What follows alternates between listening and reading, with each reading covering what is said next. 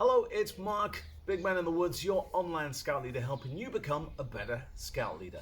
Now in this one, we're talking about firelighting. Now, this is a common mistake I see time and time again, whether you're a scout, a cub, beaver, scout leader, or even if you're in your back garden like me. A common mistake, and something I actually saw recently on a bushcraft course I was instructing on, is about getting fires.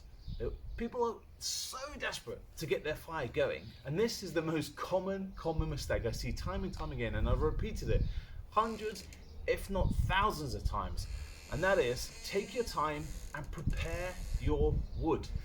Now it must be something inbred about getting our fire going, and people just want to get that fire going, and this is what they do. So I've got my fire still.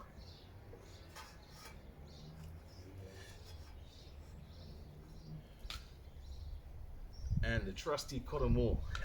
Here we go. This is what I see all the time. Okay.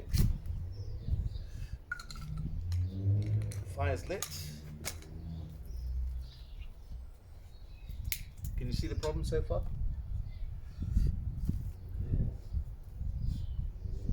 Okay.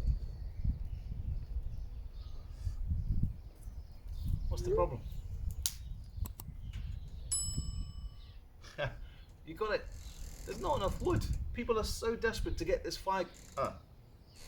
And it's gone out. We got perfect conditions today. It's not raining. We got our wood. We got a fire still.